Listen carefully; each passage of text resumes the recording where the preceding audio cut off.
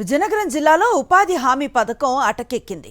పని అడిగితే లేదు, చేసిన పనికి పైసా రాదు అనే చందంగా తయారైంది కూలీల పరిస్థితి. సంక్రాంతి వెళ్ళగానే ప్రారంభం కావాల్సిన పనులు ఏప్రిల్ వచ్చినా అతీగతి లేవు. ఇప్పుడు మొక్కుబడిగా పనులు మొదలుపెట్టినా చేసిన పనికి వేతనాలు చెల్లించకుండా కూలీల కడుపు కొడుతోంది కూటమి ప్రభుత్వం. ఉపాధి హామీ కూలీల కష్టాలపై మరింత సమాచారం మా ప్రతినిధి యుగంధర్ విజయనగరం నుంచి అందిస్తారు. గ్రామీణ ఉపాధి హామీ పథకం ఇప్పుడు నిర్వీర్యం అయిపోతోంది. గ్రామీణ పేద ప్రజల కొనుగోలు శక్తికి కీలకమైనటువంటి ఈ పథకం రాను రాను ప్రభుత్వాలు నిధులు సకాలంలో మంజూరు చేయక, పని అప్పగించక, పనికి కూడాను చాలా ఆంక్షలు పెట్టి టెక్నాలజీ పరంగా లేకపోతే జీపీఎస్ పరంగా రకరకాల ఆంక్షలు పెట్టి దీన్ని వీళ్ళందరికీ కూడా దక్కనీయకుండా ఈ ఫలితాన్ని చేస్తున్నటువంటి పరిస్థితి అయితే కనిపిస్తుంది. ఇప్పుడు మనం పోస్పాట్రాగ మండలం పోస్పాట్రాగలో ఉన్నాం.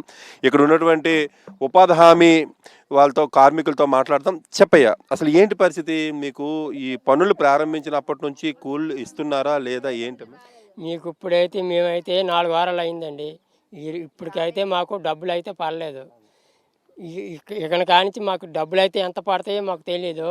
కానీ 150 200 ఇంత ముందు పడేది. ఇక్కడ నుంచి ఎంత పడుతుందని మాకు తెలియలేదు. మీకు ఏమనిపిస్తుంది? గతం కంటే ఇప్పుడు తగ్గించే అవకాశం ఉందా, పెరిగే అవకాశం ఉందా? ఎలా తగ్గించే అవకాశం ఎలాగ ఉంటుందండి? పెరిగే అవకాశం కావాలి కదా. పెరిగే అవకాశం కావాలి కదా. 56 సంవత్సరాలు అయ్యి ఉన్నారు. అటువంటి వాళ్ళు ఎలాగ కంపెనీలకైనా షేర్లకైనా దేనికైనా ఎలా తీసుకుంటారు? ముసలోళ్ళు ముడగోళ్ళు. అది మన అన్నోళ్ళు అర్థం చేసుకోవాలి కదా. గతంలోని ఏ వారం డబ్బులు ఆ వారం పడిపోయేవి, ఏ 10 రోజులకో పడేది.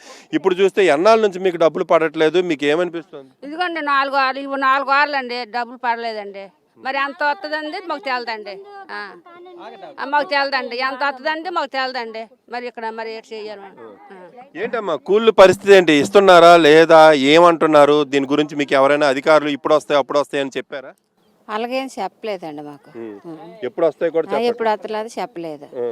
మరి ఇంకేట మరి మేము పని చేసి వెళ్ళిపోవడం అండి సార్. మేము వాళ్ళు ఎప్పుడో డబ్బులు వేసినప్పుడు వెళ్ళి తెచ్చుకోవడం తప్పగానే మాకు మరి పరిష్కారం అనేది. చెప్పమ్మా, అసలు ఏంటమ్మా మీకు వచ్చే కూలి పరిస్థితి ఏంటి? మీకు వచ్చేటట్టు అనిపిస్తున్నాయా? గత సంవత్సరం ఎలాగుంది, ఈ సంవత్సరం ఎలాగుంది? వచ్చినట్టుగా చెయ్యాలండి. వారం వారం వచ్చినట్టుగా చెయ్యాలి.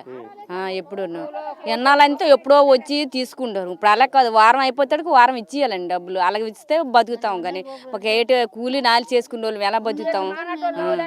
అంటే గతంలో మీకు ఎట్లా వచ్చిందమ్మా? గత సంవత్సరం అంటే ఈ సంవత్సరం ఇప్పుడు పనులు ఇలా ప్రారంభించారు. 4 వారాల క్రితం పని చేశారు. అంతకుముందు ఎట్లా, ఎన్ని రోజులు పని ఇచ్చారు? ఇప్పుడు ఎన్ని రోజులు పని ఇస్తున్నారు? అప్పుడే ఒక 8 వారాలు ఇచ్చారు. ఇప్పుడు ఇంక 4 వారాలు ఇచ్చారు. 4 వారాలకి డబ్బులు పడలే.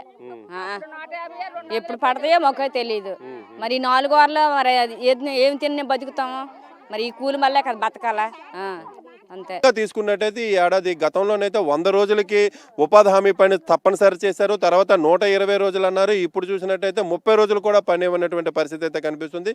ఈ నేపథ్యంలో వీళ్ళకి కూళ్ళు కూడా సకాలంలో ఇవ్వకపోవడం వలన దీని తాలూకు ప్రభావం కూడా వీళ్ళ మీద పడుతుంది. వీళ్ళకి డబ్బులు రాకపోవడం వల్ల కొనుగోలు శక్తి కూడా తగ్గిపోతున్నటువంటి పరిస్థితి అయితే కనిపిస్తుంది.